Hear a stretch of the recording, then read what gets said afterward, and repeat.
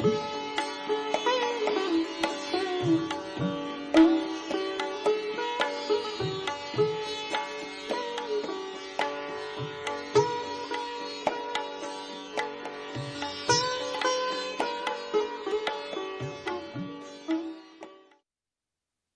भगवान।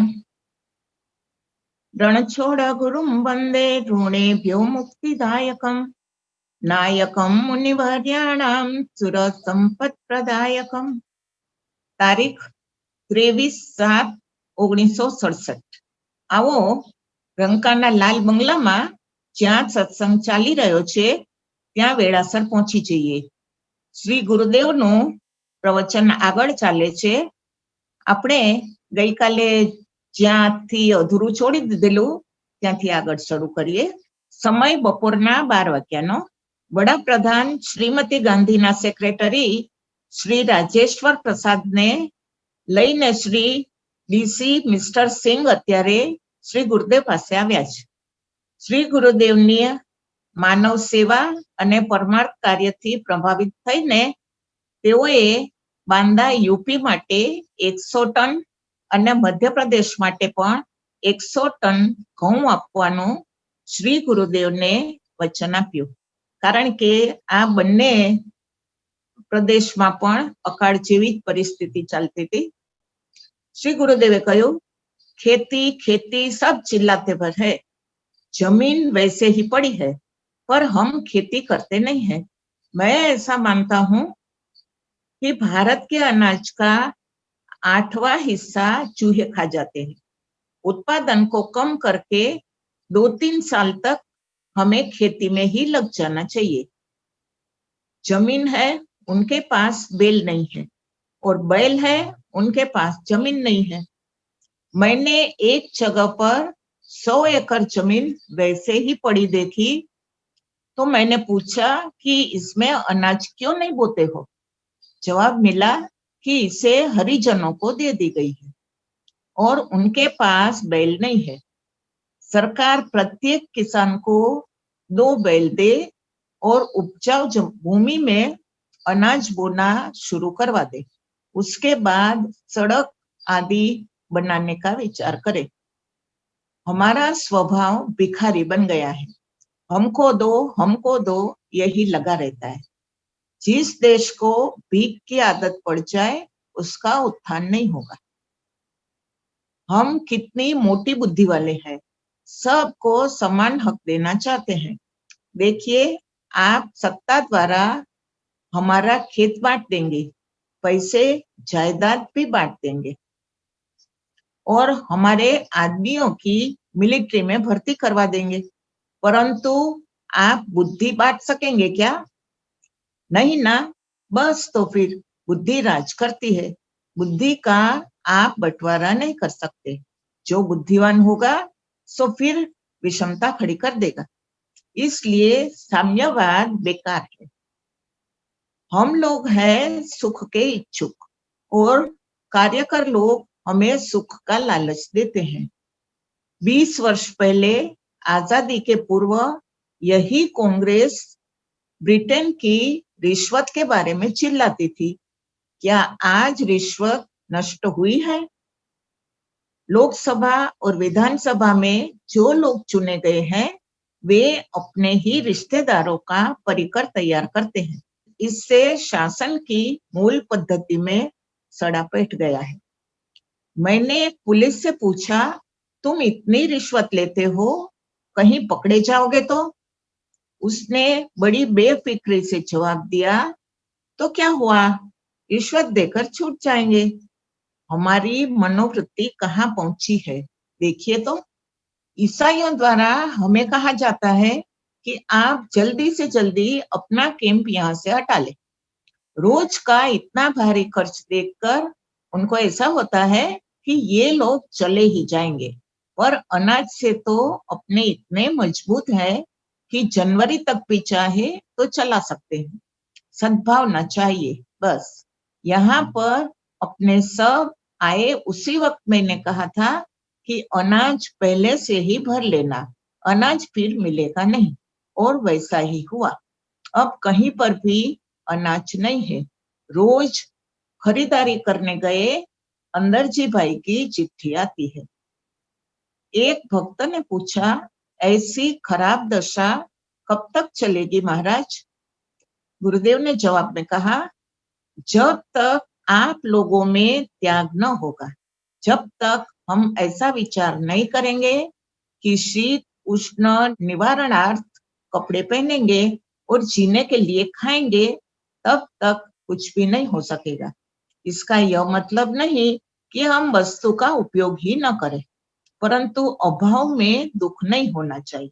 वस्तु या रुपए न हो तो उसके लिए प्रपंच न करो, जीवन सादा बनाओ। જ્યારે પ્રવચન ચાલતું હતું ત્યારે બહાર વરસાદ પડી રહ્યો હતો. એ વરસાદને જોઈને શ્રી ગુરુદેવે કહ્યું, बरसेगा जो उत्तरा तो अनाज न खावे कुतरा। भादों में उत्तरा नक्षत्र में यदि वर्षा हो तो इतना अनाज हो जाता है कि कुत्ता भी उसे नहीं खाता है। यहाँ पर मकाई न होगी, फसल नहीं होगी, ऐसी अब कोई रत्ती भार शंका नहीं है। श्री राजेश्वर प्रसाद ना जवाब पछी बोल्या, एक महात्मा के पास में राम जी और श्याम जी नाम के दो शिष्य थे। साधु का स्वभाव है सबकी भलाई चाहना। जो कोई भी महात्मा से अपने दुख की बात कहे, उनसे वे यही कहे कि भाई राम जी देंगे, भाई राम जी करेंगे। उनका शिष्य राम जी बैठा बैठा सब सुनता रहे। एक रोज चिढ़कर बोला, महाराज सब कुछ राम जी करेगा तो फिर यह श्याम जी बैठा क्या करेगा? वह समझा था कि गुरुजी उसको ही सब कहते हैं, मगर गुरुजी तो भगवान को कहते थे। हाँ तो भाई, अगर इंदिरा जी के ये सेक्रेटरी ही सब कुछ करेंगे तो फिर हम लोग यहाँ क्या करेंगे? आगे बढ़ना है, निस्वार्थ सेवा हमें करना है। सांजे 6 વાગ્યે દર્શનાર્થીઓની ભીડ ખૂબ થઈ જવાથી શ્રી ગુરુદેવ બહાર કમ્પાઉન્ડમાં બિરાજ્યા. સ્વાસ્થ્ય સારું છે અને ચહેરા પર ખૂબ પ્રસન્નતા. થોડા દિવસ પહેલા એક લગ્ન પત્રિકા કોઈએ પૂજ્યશ્રી પર મોકલાવી હતી. તેમાં લખ્યું હતું કે કૃપા કરીને ભેટ અગર ચાંદલો ન મોકલવો. આજે એ વાતની ચર્ચા નીકળી છે. શ્રી ગુરુદેવે કહ્યું, प्रसंग पर इस तरह रुपए देने की पद्धति खोटी है, ऐसा हमसे कहा जाता है और कई लोगों ने इसका विरोध करना भी शुरू कर दिया है। परंतु यह पद्धति कितनी अच्छी है, मारवाड़ में अब भी इसकी चलन है। मैं पहले के जमाने की बात बताऊं आप लोगों को। मान लो कि एक आदमी के बच्चे का लग्न हो रहा है, तो गांव के सब लोग उसे अपने घर बुलाकर भोजन कराएंगे और 1 रुपया देंगे। हमारे द्वार से दूल्हा निकले और हम भी यदि 1 रुपया दे तो साथ वाला फौरन पुस्तक में लिख ले और हमारे यहाँ प्रसंग आने पर फिर याद करके लौटा दे। दूल्हा के पास इस तरह 500-600 रुपए हो जाए। और पहले इतने रुपए में तो ब्याह हो जाता था।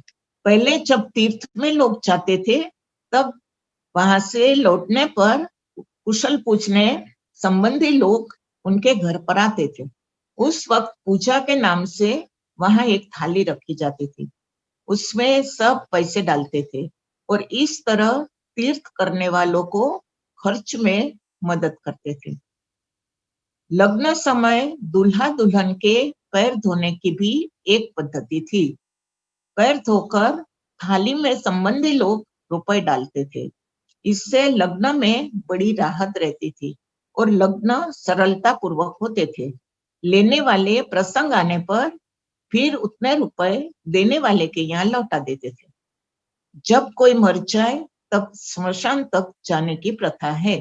पहले के जमाने में जब किसी की मृत्यु हो जाए तब पीपल के तले दीप जलाते थे और वहां सब लोग पैसे रखकर जाते थे। इस तरह पैसे इकट्ठे करके गांव के लोग 12वां 13वां तक मृतक के घर वालों को सहाय पहुंचाते थे। अब तो मुर्दा पड़ा रहे તો કોઈ કફન તક ના દે. રાજકોટથી સેવા કરવા આવેલા રૂપસિંહભાઈ કેમ્પમાં રાત્રે ચોકીદારી કરતા. તેઓ આવ્યા, જવાની રજા માંગી ત્યારે श्री गुरुदेवे कहो, हमारे यहाँ रात्रि को रूप सिंह जी इतनी अच्छी चौकीदारी करते हैं कि उस पर से मुझे रामायण जी की एक घटना याद आ गई। गोस्वामी जी ने लिखा है, प्रणवो पवन कुमार खलवन पावक ज्ञान घन जासु हृदय आगार बसहि राम सरचाप धर। धरना माने अवधि भाषा में एक और रख देना, ऐसा अर्थ उसका होता है। हनुमान जी के हृदय में राम जी कितने निर्द्वंद्व है। तुलसीदास जी कहते हैं कि और जगह पर जब राम जी सोते हैं तो हृदय में शर और चाप साथ में ही रखकर सोते बैठते हैं, पर हनुमान जी के हृदय में तो बाण और शर और चाप दोनों अलग रखकर राम जी सो जाते थे। निर्द्वंदता आती है विश्वास आने पर। पहले खुशहाली में जागीर, गांव, द्रव्य आदि दिया जाता था। अकबर ने भी वीर मानसी जैसे विजेता के नाम 3 गांव वीर भूमि, मान भूमि और सिंह भूमि दिए थे। अब मान इज्जत करने को अक्षर दिए जाते हैं, जैसे पद्मश्री, पद्म विभूषण आदि। 14 साल के वनवास के बाद श्री राम जी का राज्याभिषेक हुआ, तब सबको जागीर, द्रव्य, गांव आदि दिया गया। जब हनुमान जी का नंबर आया तब सब ने आपस में सलाह करके उनको श्री महारानी जी के गले की अमूल्य रत्नमाला दी। लोग देखकर बड़े प्रसन्न हुए। हनुमान जी ने माला लेकर उसमें से एक रत्न तोड़ दिया। सब देखकर बोले, ये आखिर तो बंदर ही है ना। सुग्रीव जी ने भी सोचा कि आज हनुमान जी ये क्या कर रहे हैं। हनुमान जी से ऐसा करने का कारण पूछा, तब वे बोले कि मैं इसमें राम नाम ढूंढ रहा हूं, कहीं मिल जाए तो। यदि राम नाम नहीं तो फिर यह माला मेरे किस काम की। सुनकर सुग्रीव ने कहा कि अच्छा, तब तो तुम्हारा यह शरीर भी किसी काम का नहीं है, क्योंकि उसमें राम कहाँ है। तब हनुमान जी ने छाती चीर कर राम जी बतला दिए। इसीलिए तो जासु हृदय आगार बसहि राम सरचाप। आगार એટલે ઘર, હૃદય રૂપી ઘરમાં ભગવાન પોતાના ધનુષ્ય બાણને એક બાજુ પર રાખીને આરામ ફરમાવે છે। दत्तात्रेय ने 24 गुरु बनाए थे। उनमें चील, सर्प, लड़की आदि का समावेश होता है। एक आदमी ने उनसे पूछा कि महाराज, चील से आपने क्या उपदेश लिया। दत्त ने कहा, भैया देखो, एक चील मुंह में मांस का टुकड़ा लेकर उड़ रही थी। दूसरी चीलों ने देखा तो वे उसे मारने को दौड़ी। चील व्यथित हो गई। आखिर थक कर उसने वो मांस का टुकड़ा फेंक दिया और आराम से बैठ गई। मैं समझ गया कि त्याग में ही सुख है और मैंने चील को गुरु बनाया। दूसरा प्रश्न पूछा गया, अच्छा महाराज, फिर सर्प को क्यों गुरु बनाया, उससे आपने क्या उपदेश लिया। दत्त भगवान बोले, सर्प कभी घर नहीं बनाता, साधु को कभी घर नहीं बनाना चाहिए। जहां भी बना बनाई कुटिया या आश्रय स्थान मिले वहां बैठ जाना चाहिए। तीसरा प्रश्न पूछा गया, महाराज, लड़की को गुरु क्यों बनाया, उससे क्या उपदेश लिया। गुरु दत्त ने जवाब दिया, एक बार मैं भिक्षा मांगने गया। लड़की ने कहा, ठहरो महाराज, अभी दे रही हूं। घर में चावल नहीं थे। कुंडी में डालकर लड़की धान कूटने लगी। कूटते समय चूड़ी की आवाज आती थी। उसने सोचा कि चूड़ियों की आवाज अतिथि सुनेगा तो समझ जाएगा और शायद चला भी जाएगा। तो उसने हाथ में एक एक चूड़ी रखकर बाकी सब उतार दी। बाद में मैंने कारण पूछा तो लड़की ने बताया कि महाराज आवाज करती थी इसलिए एक एक ही रखी। मैंने निष्कर्ष समझ लिया कि बराबर है, ज्यादा जोगी मत उजाड़, अकेले में ही सुख है। આજે આખો દિવસ શ્રી ગુરુદેવ કાર્યમાં વ્યસ્ત રહ્યા, એટલે જે ભાઈ બહેનોનો શ્રી ગુરુદેવનું પૂજન કર્યા પછી જમવાનો નિયમ હતો એ સૌની પૂજા ન થઈ શકી. શ્રી ગુરુદેવ એમની ઉપર દ્રષ્ટિપાત કરીને કઈ બોલ્યા, क्या करूं, बाहर से जो लोग आते हैं, सेवा करने के लिए आते हैं, उनसे मिलना होता है, घर जाने वालों को समय देना होता है, कितना खर्च और कष्ट उठाकर सभी यहाँ आते हैं, यदि न मिलो तो ठीक नहीं लगता, काम करने वाले को सूचना देनी पड़ती है और दिन ऐसे ही निकल जाता है. जय श्री राम. तारीख 24/7/1967 1967. समय સવારના 7:30.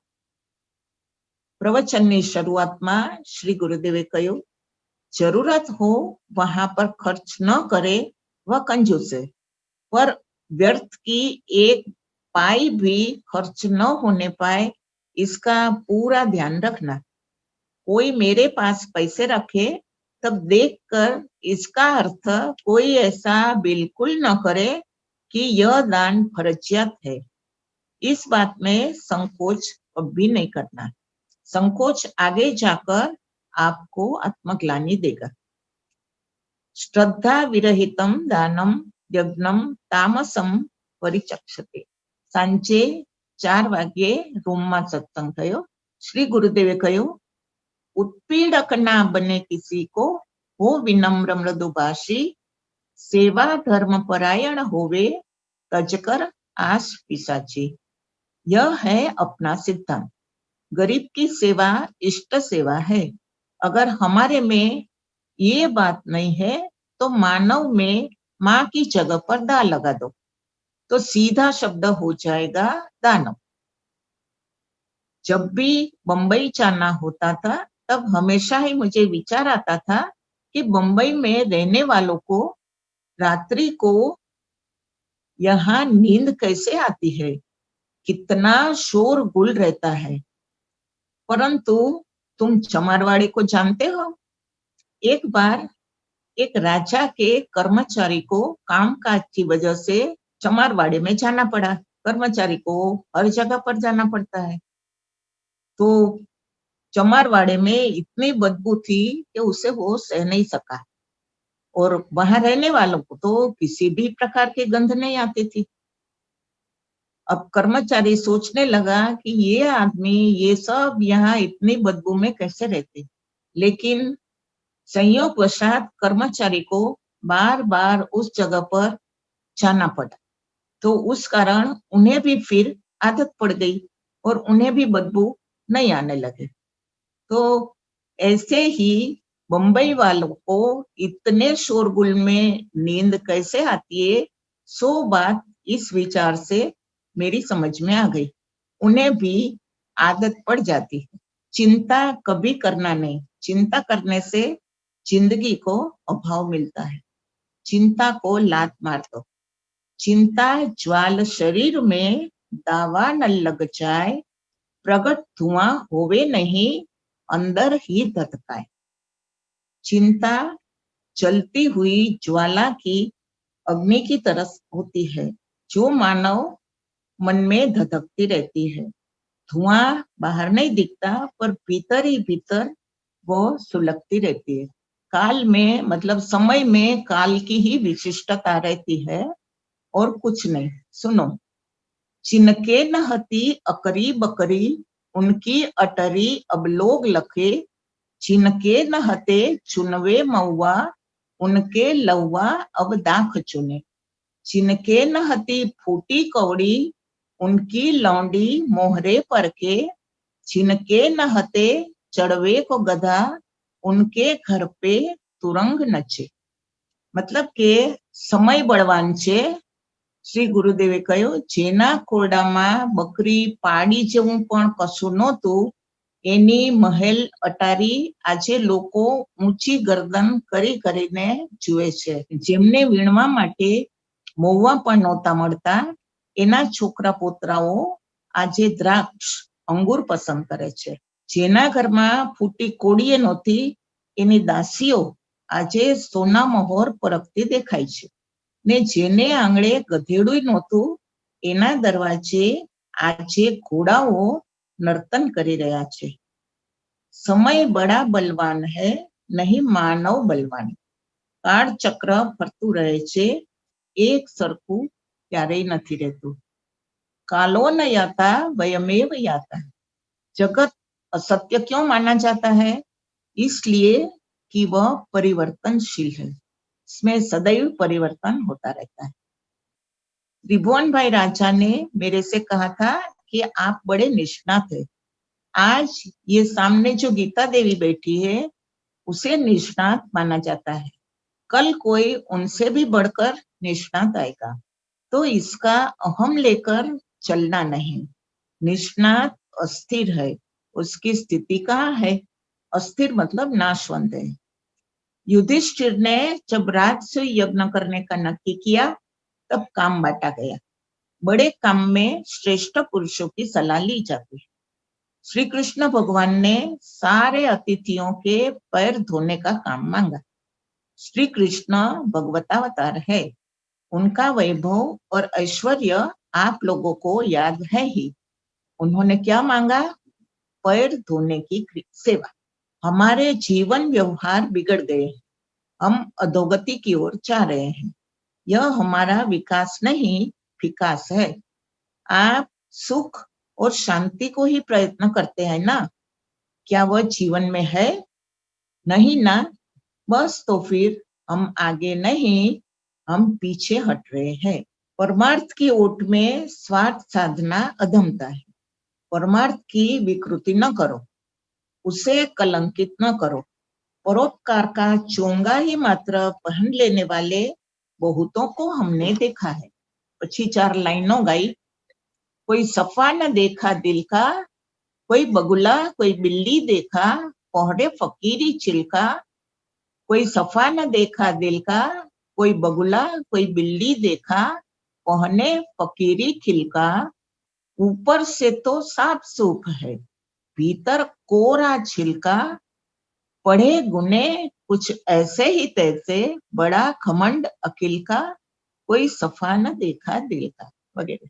आप अपनी शक्ति से बाहर परमार्थ करें, ऐसा मैं कभी नहीं चाहता.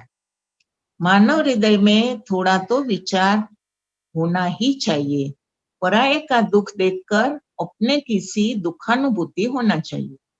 एक व्रत या उपवास जो कि विचार पूर्वक किया जाता है, उसमें भी कितना सहना होता है, सो आप सब जानते हैं. फिर भूखे का तो क्या कहना. ईश्वर को संप्रदायों में केंद्रित मत समझो. मत मानो कि आपका ईश्वर जीव है. जो एक देशीय हो, वह परम तत्व ईश्वर हो ही नहीं सकता. ईश्वर सर्वव्यापी है, सर्वज्ञ है.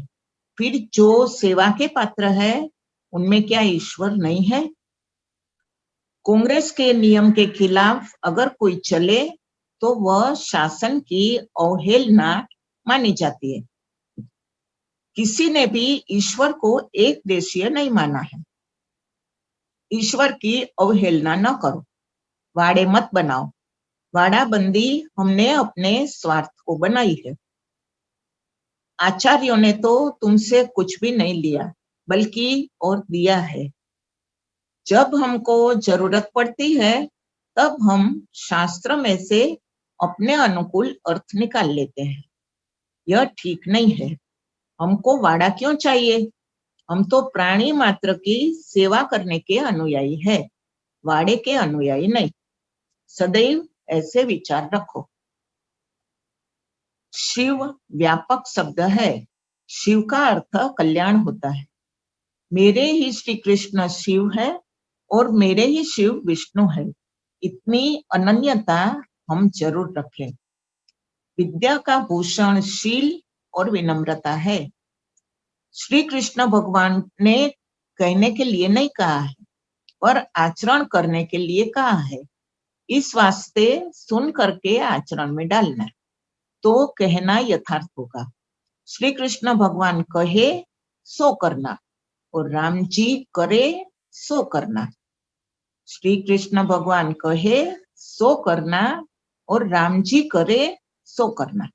राम जी के जीवन का अनुकरण करना और श्री कृष्ण के उपदेश का अनुकरण करना। प्रकृति की विषमता का नाम ही जगत है। जय श्री राम। तारीख 25/7/1967। સવારે લગભગ 6 વાગ્યે શ્રી ગુરુદેવ બાંદા ચિત્રકૂટ તરફ પધાર્યા. તારીખ 29/7/1967 ને દિવસે સવારના લગભગ 10 વાગ્યે ચિત્રકૂટથી રંકા પાછા આવ્યા. ખૂબ પ્રસન્ન મુખમુદ્રા. આવીને સૌને બુંદીના લાડવાનો સ્વહસ્તે પ્રસાદ આપ્યો. જેઓ ડ્યુટી પર હતા એમને પણ યાદ કરીને પ્રસાદ મોકલાવી આપ્યો. સ્વાસ્થ્ય એકદમ સારું. બપોરના 12 વાગ્યે હોલમાં બિરાજ્યા. નવા અને જૂના વસ્ત્રો બાંદામાં વહેંચવા માટે સ્વયંસેવકો પાસે અલગ કરાવ્યા. સૌ કાર્યમાં વ્યસ્ત હતા. પૂજ્યશ્રી વચ્ચે વચ્ચે બધાને હસાવતા હતા. એમણે કહ્યું, अपनी तो भाई खाट बढ़ गई है, सुनाओ किस तरह। एक मुसाफिर खाने में एक प्रवासी आया और रात्रि को सोने के लिए चौकीदार से खाट मांगी। चौकीदार ने जो खाट दी वह छोटी थी। मुसाफिर ने खाट बदल देने के लिए कहा। चौकीदार ने कहा कि तुम जब सोओगे तब खाट बढ़ जाएगी। मुसाफिर समझा नहीं, पूछा कैसे। चौकीदार ने कहा, जब तुम सोओगे तब बताऊंगा। रात्रि को मुसाफिर जब खाट पर सोया तब कड़ाके की ठंड पड़ रही थी। पास में ओढ़ने को तो कुछ था नहीं, तो उसके पैर अपने आप सिकुड़ गए और खाट एक हाथ खाली पड़ी रही। इसी तरह भाई अपन भी न तो किसी से मांगते हैं न भाड़ा करते हैं, फिर भी काम कैसे चलता है सो देखकर लोगों को आश्चर्य होता है। कोई सामने से पूछता है तो भी कहते हैं कि जहां तुम्हें अच्छा लगे वहां दो।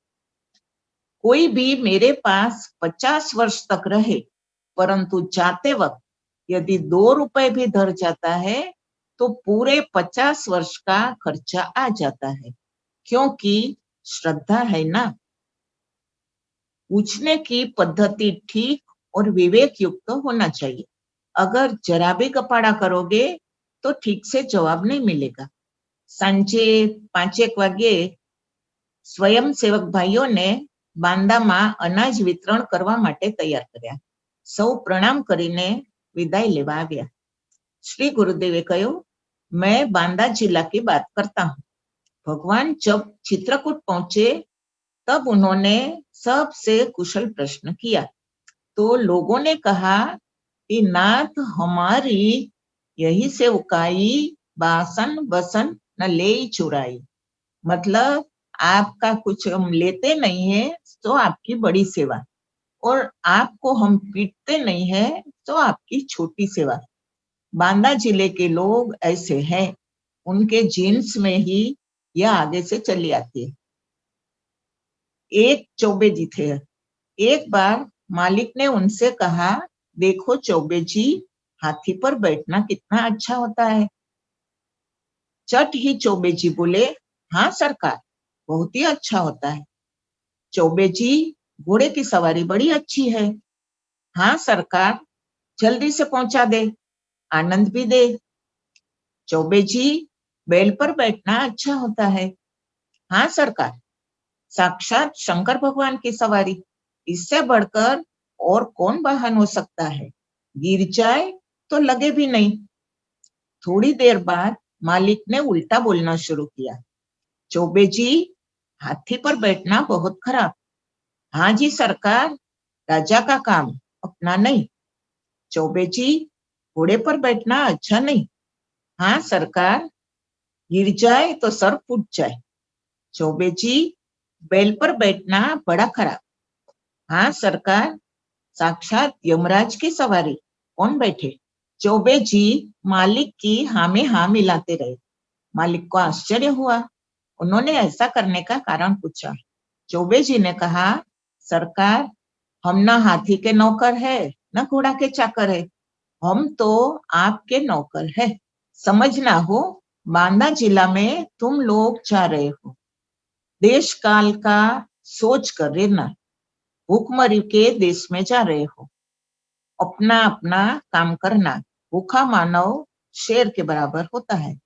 शासन स्वार्थी हो गया है और यूपी में अपना अधिकार नहीं है। अनाज नपा तुला आएगा, इकट्ठा तोलने से और अलग अलग तोलने से माप में फर्क पड़ जाता है। इसका विचार करना होगा। रंका में रहे वह तो पूरा है ही, पर कठिन स्थान पर जाकर सेवा करे वह तो शूरा है। सेवक सुख चह मान भिखारी, लोभी यश शुभ गति व्यभिचारी। यह कैसे हो सकता है? सबसे सेवक धर्म कठोरा। कलेक्टर यूपी ने कहा है कि बांदा जिला में काम करने को गुजराती आवे तो अच्छा। इस पर से आप अनुमान कीजिए कि गुजराती की कितनी कीमत और इज्जत है। पोपरेंदा आदि गांवों में सेवक नहीं है ऐसी बात नहीं है, परंतु बांदा का उनको कटु अनुभव है। एक बार जो गर्म दूध से जल जाए वो पीछे छाछ को भी फूंक फूंक कर पिए हो। पहले सभी स्वावलंबी थे, जो जरूरियात हो सो घर में ही पूरी कर लेते थे। पुरुष 10-15 हाथ लंबी पगड़ी पहनते थे। पगड़ी जब फटने लगे तब पीछे माताएं उसका गोदड़ा बनाती थी। गोदड़ा अत्यंत फट जाए तब उसमें सोडा डालकर 15-20 रोज तक पानी में रहने दे, फिर उसमें से टोकरी, खिलौने आदि बनावे। दशहरे और दिवाली पर लोग इसकी झांकी बनाते थे। मूर्ति बनाने के लिए मैंने कागज को गलाकर उपयोग में लिया था। कागज को 10-15 रोज तक पानी में गलाया, फिर पानी निकालकर उसे खूब कूट कर उसमें मेथी और इमली के बीज डाले और बाद में मैंने मूर्ति बनाई थी। कहने का तात्पर्य कि लोग सभी स्वावलंबी थे। खर्च का किसी को भी पता न पड़े, इसलिए जो मनुष्य बाहर से फिजूल खर्ची करता रहता है वह ज्यादा दिन तक निर्वाह नहीं कर सकता है, एकदम बैठ जाता है। भीतर बाहर एक समान होना चाहिए। दिखावे और ठाठ माठ के लिए शक्ति से ज्यादा खर्च नहीं करना चाहिए। जय भगवान। सर्वेत्र सुखिनः सन्तु, सर्वे सन्तु निरामया, सर्वे भद्राणि पश्यन्तु, मा कश्चित् दुःखभाग् भवेत्। दीनदयाल बिरद संभारी, हरहु नाथ जग संकट भारी। मंगल भवन मंगलहारी, द्रवौ सदशरथ अजिर बिहारी। श्री सद्गुरु देव की जय।